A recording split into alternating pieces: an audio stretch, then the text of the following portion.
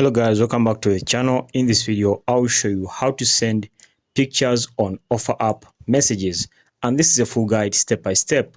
All right, so step number one says open up the Offerup messages app and then launch app on your smartphone. All right, step number two says navigate to messages and then tap on the envelope icon, usually located on the bottom screen of your messages. Step number three says select conversation and then choose conversation with the person you want to send the picture to. Step number four says, okay, for this case, step number four is separated into two parts, iOS and then Android.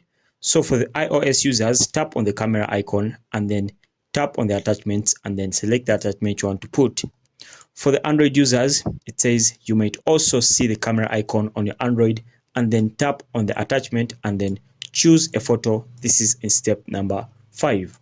And then after choosing a photo, just click on send, and then after selecting the photo, it will be added to your messages, and then tap on send and the person will receive the message in form of the photo you've sent.